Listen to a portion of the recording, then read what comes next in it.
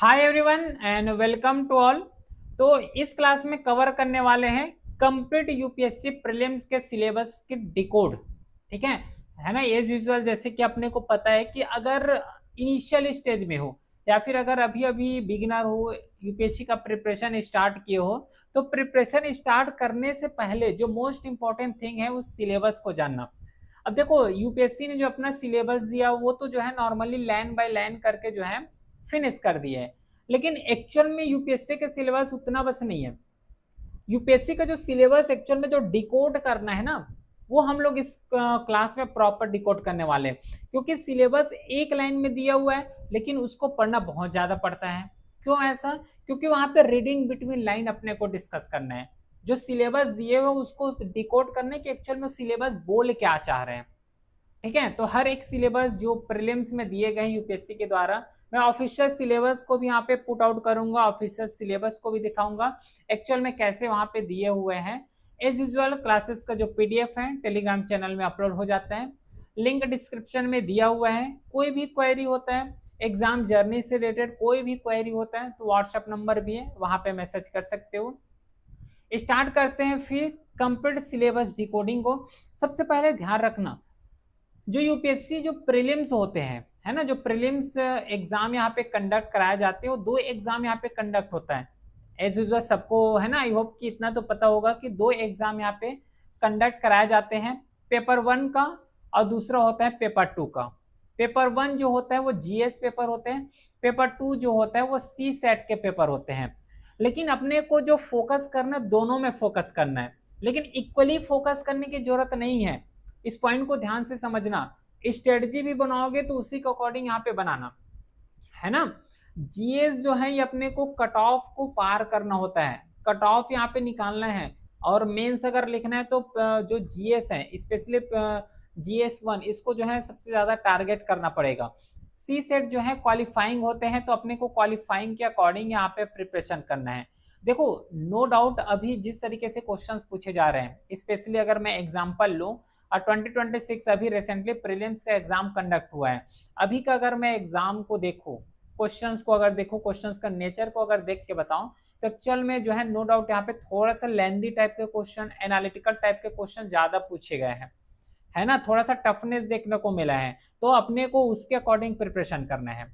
Qualifying है, बस qualify कर लेंगे, 33% ही बस तो लाना है ना। आउट ऑफ 200 में 66 नंबर बस तो लाना है, ऐसा नहीं। 66 नंबर लाना है उसमें भी बहुत ज्यादा यहाँ पे डिफिकल्टी आते हैं।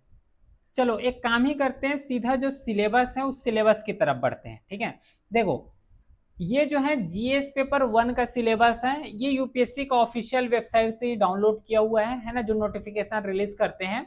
ये ऑफिशियल सिलेबस है जो जीएस पेपर 1 में यहाँ पे पूछे जाएंगे। दो पेपर होंगे, एक जीएस पेपर 1 और जीएस पेपर 2, और सॉरी जीएस पेपर 1 और जो है सेकेंड पेपर होगा वो सी सेट के होंगे। तो जो जीएस पेपर 1 है उसको इस तरीके से सिलेबस में क्लासिफाई किए गए हैं। अब ये देखने में तो इजी लग रहा है, बहुत छोटा सा टॉपिक लग रहा है, लेकिन ये सिलेबस उतना ही ज्यादा लेंथी है ना। जैसे कि एग्जांपल यहाँ पे लेते हैं, टोटल यहाँ पे इसको डिवाइड किए गए हैं डिफरेंट डिफरेंट सेक्शन में। पहला जो सेक्शंस बोले गए हैं, current event of national and international important. दूसरा है history of India and the Indian national movement, Indian and the world physical geography, social economic geography of India and world, India polity and governance, constitution, political system, Panchayati Raj, public policy, right issue etcetera. अब यहाँ पे एक word जोड़े हुए etcetera, तो etcetera में क्या, ये भी तो क्लियरली यहाँ पे एक्चुअल में डिफाइन नहीं किए गए कि एक्सेट्रा में क्या आएगा, है ना, आगे बताता हूँ। उसके बाद economic and social development, sustainable development, poverty, inclusion, demographic, social sector initiative etcetera. अब what is mean by etcetera, है ना, which type of questions they ask actually, तो सब एनालिसिस करेंगे। उसके बाद general issue on environmental ecology, biodiversity, climate change that do not require subject specialisation. ये अपने लेवल में भी बहुत ज्यादा मीनिंग को शो करता है ना, ये मीनिंग बहुत ज्यादा शो कर रहा है। फिर उसके बाद आएगा वो है जनरल साइंस का। तो ओवरऑल अगर देखोगे तो सिलेबस जो यूपीएससी के द्वारा प्रीलिम्स में दिए गए हैं जीएस पेपर 1 का, तो ओवरऑल यही सिलेबस दिए गए। अब इस सिलेबस को 1 बाय 1 करके डिकोड करते हैं। जैसे कि पहला जो पूछे गए हैं, पहला क्या पूछे गए हैं, current event of national and international important. मतलब ये सीधा बात बोलना चाह रहे हैं कि हम क्वेश्चंस पूछेंगे, वो करंट अफेयर सेक्शन से क्वेश्चंस पूछेंगे, करंट अफेयर से क्वेश्चन आएगा। अब करंट अफेयर से क्या क्या क्वेश्चंस पूछे जाएंगे, तो based on previous year question paper analysis, जिस तरीके से क्वेश्चंस पूछे जा रहे हैं स्पेशली करंट अफेयर सेक्शन से, तो ओवरऑल ये कंक्लूजन जो है टीम ने ड्रॉ किए हैं। कौन कौन से कंक्लूजन है, डिफरेंट डिफरेंट टाइप से जो है करंट अफेयर्स बेस्ड क्वेश्चन आते हैं, डिफरेंट डिफरेंट सब टॉपिक बेस्ड जो है करंट अफेयर्स पूछे जाते हैं। पहला जो नोटिस यहाँ पे किए गए वो है नेशनल इवेंट से। नेशनल इवेंट में क्या, जैसे कि गवर्नमेंट के द्वारा अगर कोई पॉलिसीज ला रहे हैं, लेजिस्लेटिव कोई चेंजेस हो रहा है, जैसे कि कोई अमेंडमेंट कर दिए, कोई बिल यहाँ पे इंट्रोड्यूस कर दिए, कुछ मेजर इनिशिएटिव लिए गए हो, या फिर सुप्रीम कोर्ट का कुछ जजमेंट लिए गए होंगे, तो ये जो है नेशनल इनिशिएटिव है या फिर नेशनल इवेंट्स है जहां से क्वेश्चन यहाँ पे पूछे जा रहे हैं। एक्चुअली में क्या होता है कि जो इंडिया को अफेक्ट करते हैं उस टाइप के क्वेश्चन यहाँ पे ज्यादातर देखने को मिला है। तो सबसे पहले जो करंट अफेयर्स प्रिपेयर करना है तो नेशनल इवेंट में यही टॉपिक जो है मेजर पोर्शन लेके चलना। ये वनडे एग्जाम नहीं है, ध्यान रखना। जो करंट अफेयर्स होता है एक्चुअली दो कैटेगरी के एस्पिरेंट यहाँ पे पढ़ते हैं और दो टाइप के करंट अफेयर्स यहाँ पे बनते हैं। एक टाइप के करंट अफेयर्स जो होता है वो नॉर्मल वन लीनियर टाइप के क्वेश्चंस होते हैं, है ना, और दूसरा जो आता है वो थोड़ा सा सब्जेक्टिविटी टाइप के क्वेश्चंस यहाँ पे पूछे जाते हैं, स्पेशली जो है यूपीएससी एग्जाम में। One thing you have to note that कि वन लीनियर जो क्वेश्चंस पूछे जाते हैं ये यूपीएससी में कहीं पे भी काम नहीं आने वाला। देखो यहाँ पे एक्चुअल में क्या होता है कि करंट अफेयर्स का सेगमेंट या फिर क्वेश्चंस को देखोगे तो थोड़ा सा यहाँ पे सब्जेक्टिविटी की तरफ जाते हैं, लेकिन मैं ये भी नहीं बोलूंगा कि पूरा वन लाइनर क्वेश्चन आते ही नहीं है। वन लाइनर बोलने का मतलब क्या है, फैक्ट्स बेस्ड, फैक्ट्स बेस्ड होता है।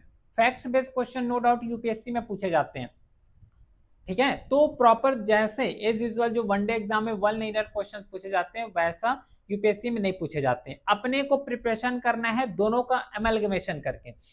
मतलब क्या हो रहा है, फैक्ट्स भी प्रिपेयर करना है और फैक्ट्स के साथ ही साथ उसका जो एनालिटिकल थिंकिंग है, जो सब्जेक्टिविटी है उसको भी प्रिपेयर करना है। तो दोनों को मर्ज करके अपने को इस करंट अफेयर सेक्शंस को प्रिपेयर करना है, इस चीज को नोट करना है।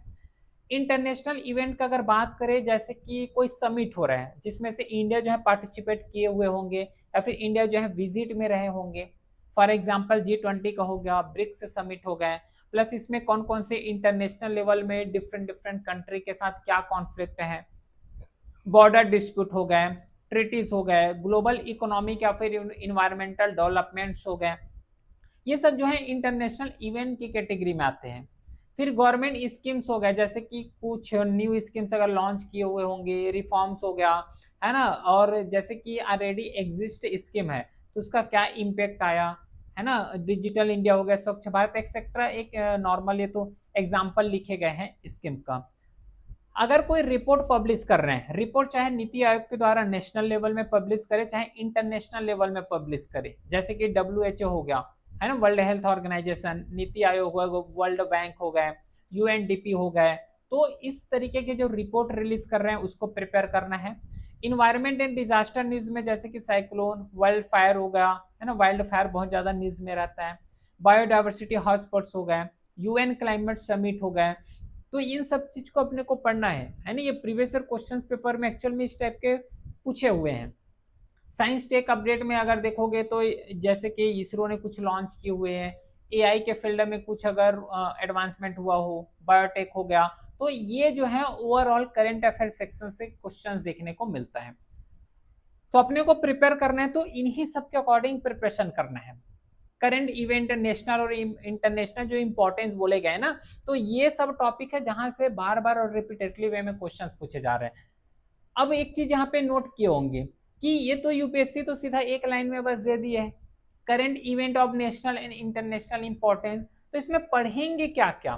तो अब डाउट यहाँ पे क्लियर हो गया होगा कि एक्चुअल हमें पढ़ेंगे कैसे, हम इसको कैसे पढ़ सकते हैं। अब इसका मैं सेपरेट वीडियो बनाऊंगा, एक लेक्चर सीरीज यहाँ पे कंडक्ट करेंगे जिसमें से ये समझेंगे कि कौन से रिसोर्सेज से कवर करना है, कैसे उसको कवर करना है। इस क्लास में पूरा डिटेल के साथ जो सिलेबस है उसी को डिकोड कर रहे हैं ताकि बेहतर अंडरस्टैंडिंग हो सके। दूसरा जो सिलेबस यहाँ पे दिए गए हैं वो है history of India and Indian national movement. अब ये हिस्ट्री ऑफ इंडिया ये खुद अपने लेवल में 3 पार्ट को शो करता है, इवन मैं बोलूंगा तो 4 पार्ट को शो करता है। पहला पार्ट आ जाएगा वो है एंशियंट हिस्ट्री का, इंडियन लेवल में बात करोगे तो 3 ही पार्ट है। उसके बाद आ जाएगा वो है मिडाइवल हिस्ट्री का, फिर इसके बाद आएगा वो है मॉडर्न हिस्ट्री का। तो खुद अपने लेवल में जो है यहाँ पे 3 पार्ट को शो कर रहे हैं और तीनों का सिलेबस अलग अलग है। मतलब एंशियंट हिस्ट्री में अलग चीज पढ़ना पड़ेगा, मिडाइवल में अलग से टॉपिक है उसको पढ़ोगे, मॉडर्न में अलग टॉपिक है उसको पढ़ोगे। मतलब ओवरऑल अगर देखोगे तो हिस्ट्री ऑफ इंडिया जो ओनली 3 वर्ड यहाँ पे यूपीएससी दिए गए हैं उसका भी प्रॉपर सिलेबस को डिकोड करोगे तो यहाँ पे 3 पोर्शन अलग से निकल के आ रहे हैं और इन 3 पोर्शन में फर्दर जो है और क्लासीफाई इसको किए गए हैं, है ना। उसके बाद इंडियन नेशनल मूवमेंट आएगा जो रफली मॉडर्न इंडिया को ही शो करते हैं। जैसे कि एग्जांपल एंशियंट इंडिया में रफली जो क्वेश्चंस देखने को मिले हैं वो मिले हैं प्री हिस्ट्री कल्चर हो गया, इंडस वैली सिविलाइजेशन टॉपिक से ज्यादा मिले हैं। और ध्यान रखना हिस्ट्री को जब भी प्रिपेयर करो तो उसका जो डाइवर्सिटी है उसको प्रिपेयर क्या करो। जैसे कि यहाँ पे पॉलिटिकल कंडीशन कैसे थे वहाँ का, ये प्रीलिम्स में भी काम आएगा और एज वेल एज मेंस में भी काम आने वाले हैं। पॉलिटी कैसे रहे वहाँ का, इकोनॉमिकल सिस्टम कैसे यहाँ पे इमर्ज हुआ, ट्रेड पैटर्न किस तरीके से जो है फ्लोमेंट रहे हैं, ये कुछ मेजर सेगमेंट हैं। जैसे कि उसके साथ जो है सोशियो पॉलिटिकल कंडीशंस कैसे रहे हैं उस रीजन का। तो ये एंशियंट इंडिया में स्पेशली जो है इन टॉपिक को हर एक फील्ड में कवर करते हुए जाना। वैदिक एज में जैसे कि वैदिक एज लेटर वैदिक एज हो गया उसको प्रिपेयर करेंगे, महाजनपद हो गए, Buddhism Jainism, Mauryan Gupta empire, post Mauryan हो गए और इन सब का लिटरेचर कौन कौन से थे, क्या क्या इसका जो है सोर्सेज रहे हैं, सोर्सेज को भी अपने को प्रिपेयर करके जाना है। और जो पॉलिटिकली इकोनॉमिकली ट्रेड हो गया, सोशियो पॉलिटिकल कंडीशन हो गया, ये तो हर एक चैप्टर में हर एक टॉपिक में सब टॉपिक में इन सबको पढ़ के जाओगे। तो पहला ये सिलेबस है जो कि यहाँ पे डिकोड किए। सेम जो है मिडेवल हिस्ट्री में आता है। अब ये मिडाइवल हिस्ट्री में कुछ पॉइंट्स हैं जिसको यहाँ पे नोट करना, जैसे अभी जो डिस्कस किए इसमें एक और जोड़ लेना वो है कल्चरल, कल्चर कैसे रहे हैं। अब मिडाइवल हिस्ट्री में एक और नोट करना वो है मेजर डायनेस्टी जितना भी हुए हैं और मोस्टली जो 80 to 90% क्वेश्चंस पूछे जाते हैं वो दिल्ली सल्तनत और मुगल एम्पायर और एक्स्ट्रा अगर कई हद तक अगर चले गए तो जो है वो ट्रिपटाइल स्ट्रगल से क्वेश्चन आता है, ट्रिपटाइल स्ट्रगल से। बस इतने ही क्वेश्चन यहाँ पे आते हैं मिडाइवल हिस्ट्री से। लेकिन यहाँ से भी क्वेश्चन बहुत तगड़ा टाइप के क्वेश्चन आते हैं, इतना easy question they were not ask. तो मेजर डायनेस्टी में जैसे कि दिल्ली सल्तनत हो गया, मुगल सल्तनत, अब इसमें पढ़ोगे क्या, मुगल इंपायर में क्या पढ़ेंगे, उसका सोसाइटल कंडीशन कैसे थे, इकोनॉमिकल कंडीशन कैसे था, कल्चरल लाइफ किस तरीके से थे, है ना, ट्रेड कैसे फ्लरिश हुए यहाँ पे, ठीक है, कल्चर एक्टिविटी किस तरीके से परफॉर्म किए जाते थे, क्या क्या चीज जो है हमें डेवलपमेंट देखने को मिला है as compared to ancient history. तो all this things we have to study, है ना। तो मिडेवल हिस्ट्री में उसके साथ जो भक्ति मूवमेंट हो गया, रीजनल किंगडम जैसे कि विजयनगर हो गए, बहामनी हो गए, है ना, ये सब टॉपिक को अपने को प्रिपेयर करना है स्पेशली मिडेवल इंडिया के रेस्पेक्ट में। क्लियर है।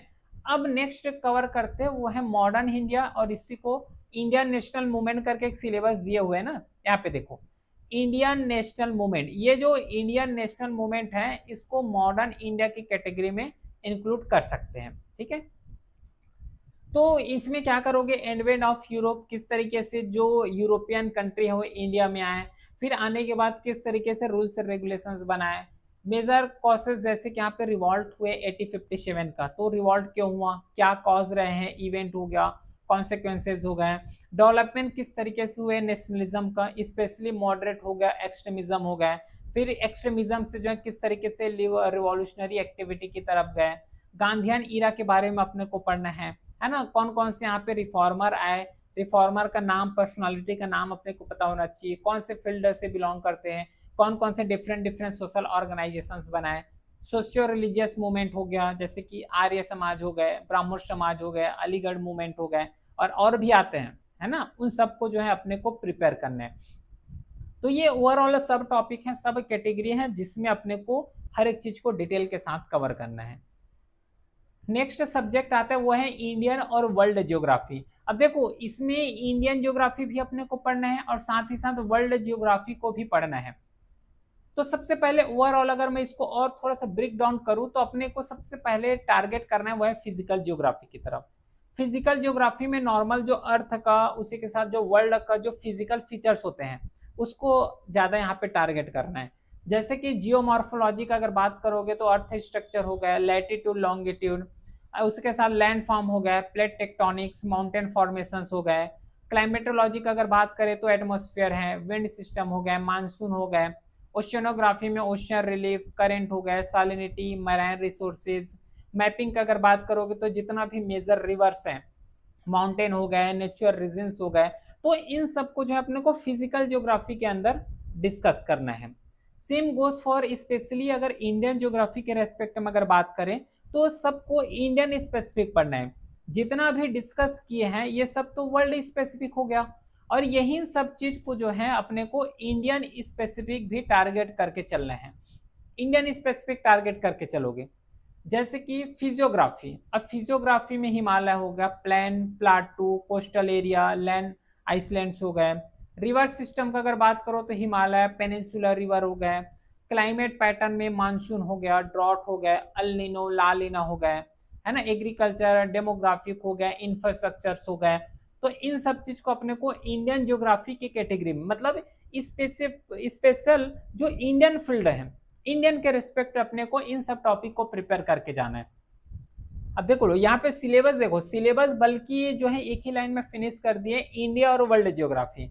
अब इस इंडिया और वर्ल्ड ज्योग्राफी में ये डिफरेंट डिफरेंट जो टॉपिक्स हैं, चैप्टर्स हैं, इसको कवर करना है।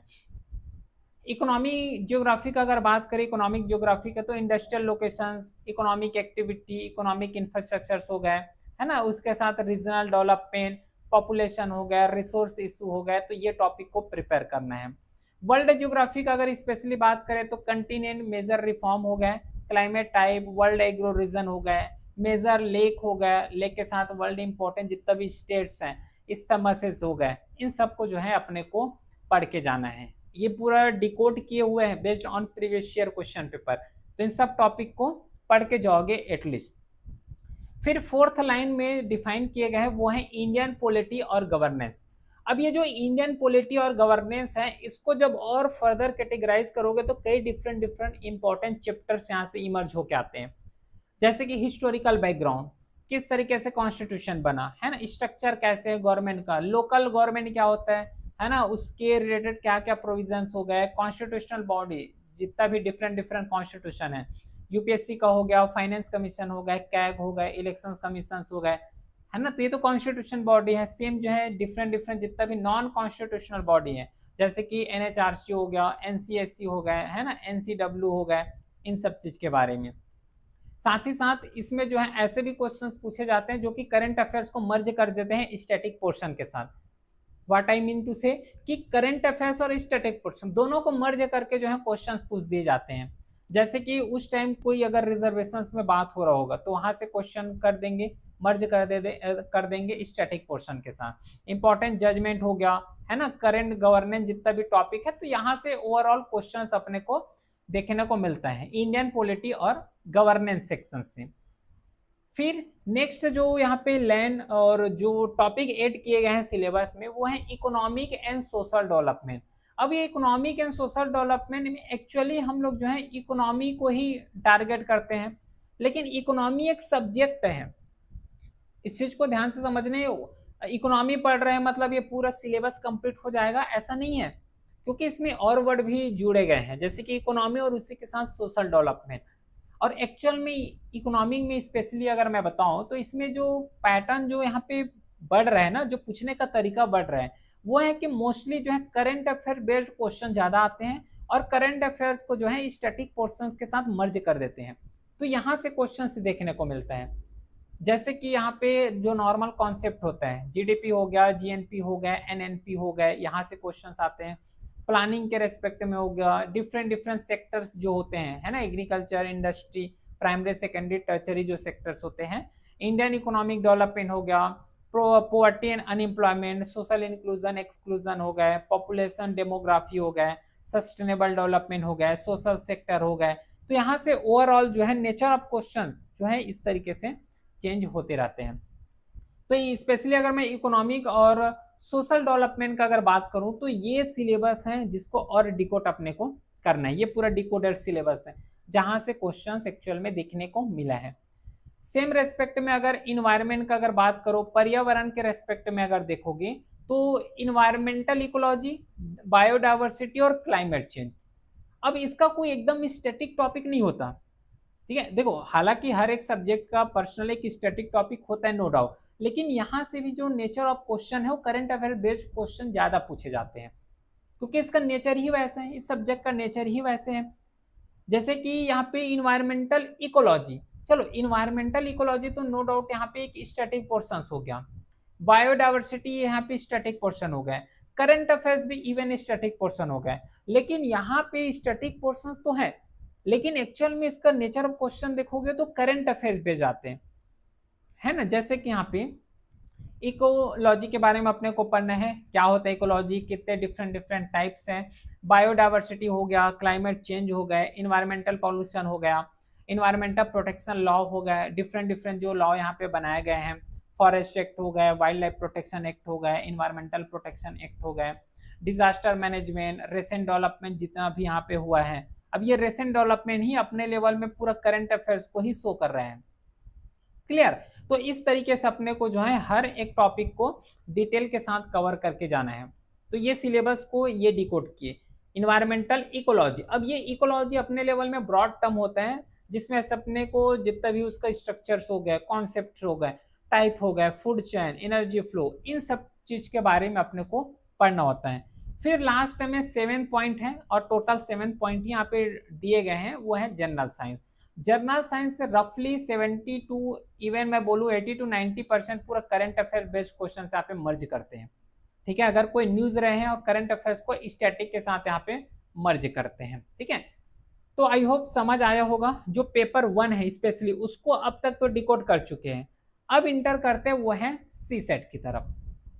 अब ये जो सी सेट है ना, इस सी सेट में टोटल इस तरीके से जो है 6 पॉइंट में पूरा सिलेबस को समराइज कर दिए हैं। अब इस 6 पॉइंट में अपने को क्या करना है कि 2 ही सेगमेंट यहाँ पे होता है जहां से क्वेश्चन आते हैं। एक सेगमेंट कॉम्प्रिहेंशन पूरा होता है और दूसरा सेक्शन जो होता है वो रीजनिंग और मैथ्स बेस्ड क्वेश्चंस आते हैं। तो 2 ही सेक्शंस हैं जहां से क्वेश्चंस देखने को मिलता है, ठीक है। अब इसमें क्या है कि जो मोस्ट इंपॉर्टेंट टॉपिक है उसका तो ऑलरेडी क्लास कवर कर चुके हैं, है ना। इसका मैं डिकोड कर रहा हूँ सिलेबस को। इसको कैसे अपने को प्रिपेयर करना है कि जो मोस्ट इंपॉर्टेंट टॉपिक्स हैं जैसे कि रीजनिंग का हो गया, जीके का बोल रहा हूँ, रीजनिंग का हो गया, मैथ्स का हो गया, तो देखो ये फाइंड आउट करो। और ये फाइंड आउट में ऑलरेडी क्लासेस में कर चुका हूँ, उस क्लास को एक बार देख लेना कि एक्चुअल में हाई प्रायोरिटी टॉपिक कौन सा है, क्योंकि अपने को यहाँ पे प्रायोरिटी बेसिस में काम करना होता है। Priority basis in the sense है कि जहां से बार बार क्वेश्चंस पूछे जा रहे हैं, रिपीटेडली वे में क्वेश्चंस पूछे जा रहे हैं, उस टॉपिक को पहले प्रिपेयर करना है। प्रॉपर जो है इसका एक स्ट्रेटजी वीडियो भी अपलोड हो चुका है, स्ट्रेटजी क्लास जो है इसमें अपलोड कर चुके हैं, स्ट्रेटजी जो है ऑलरेडी से डिस्कस कर चुके हैं। तो एक बार जो है उस वीडियो को देख लेना। बाकी ये नॉर्मल सा है जिसमें से जो अरिथमेटिक हो गया, मैथ्स हो गया, परसेंटेज हो गया, एनालॉजी हो गया, वहीं से बस क्वेश्चन यहाँ से पूछे जाते हैं और उतना ज़्यादा यहाँ से क्वेश्चन नहीं आते हैं। तो आई होप जो है समझ आया होगा। कंप्लीट सिलेबस यहाँ पे डिकोड किए, पेपर 1 का, पेपर 2 का भी। पेपर 2 का इसलिए मैं ज़्यादा डिटेल में नहीं बता रहा हूँ क्योंकि ऑलरेडी इसका क्लास कवर कर चुके हैं, ठीक है। फिर मिलते हैं नेक्स्ट क्लास में, तब तक के लिए thank you, well done, have a great day.